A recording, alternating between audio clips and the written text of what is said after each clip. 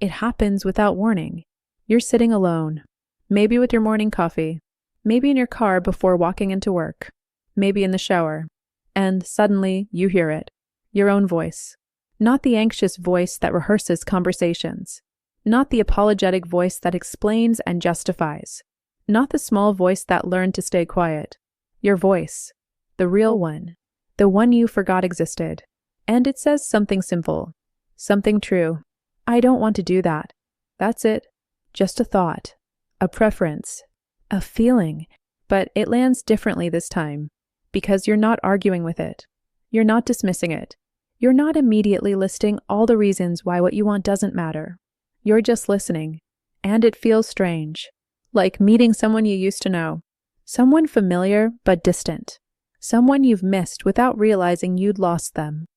For years, there was only his voice in your head, loud, constant, authoritative, telling you what you felt, what you should feel, what you meant when you said things, what kind of person you were.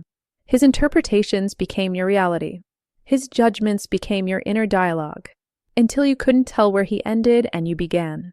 But he's not here anymore, and in the space he left behind, something is growing back. You, at first, it's just whispers, small observations. That hurt.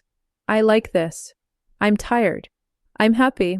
Simple truths you weren't allowed to claim before, because every feeling you had was either wrong, exaggerated, or weaponized against you. So you stopped feeling, or at least you stopped acknowledging what you felt. You flattened yourself into something manageable, something that wouldn't trigger his anger or his lectures or his silent treatment. But feelings don't die. They just go underground, waiting for safety, waiting for permission, waiting for you to finally listen. And now you are.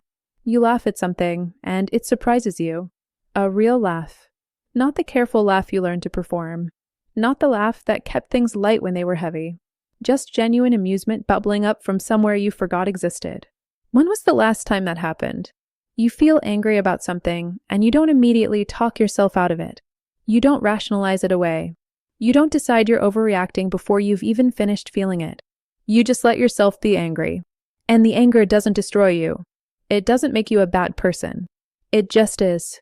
A valid response to an invalid situation. You want something. Not something practical. Not something justified. Just something that would make you happy. And for the first time in years, you don't attach guilt to wanting it. Maybe it's a quiet weekend alone. Maybe it's a hobby he thought was silly. Maybe it's reconnecting with a friend he didn't like. Maybe it's purple hair. Maybe it's absolutely nothing that matters to anyone but you. And that's exactly why it matters. Because you matter. Your preferences matter. Your joy matters.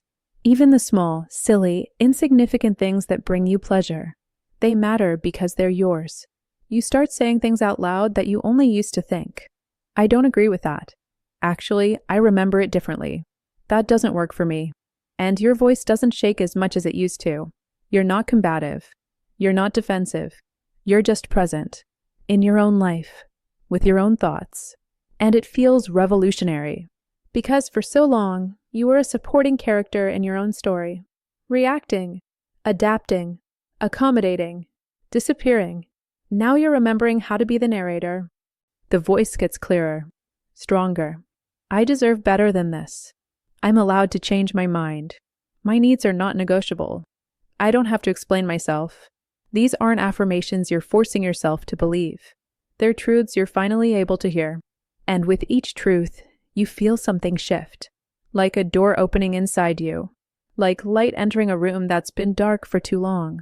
Like breathing deeply for the first time after holding your breath for years. This is what it feels like to come home to yourself. Not to a perfect version. Not to a version without scars or doubts or bad days. But to the real version.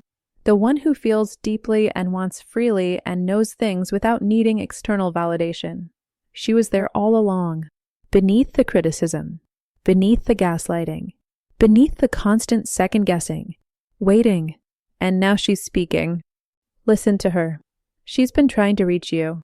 She knows what you need, what you want, what you deserve. She always has. You don't have to have it all figured out. You don't have to be loud or certain or fearless. You just have to keep listening. Keep honoring what you hear. Keep trusting that your voice matters. Because it does. More than you know. Welcome back. You've been missed. If this moment feels familiar, you're exactly where you need to be.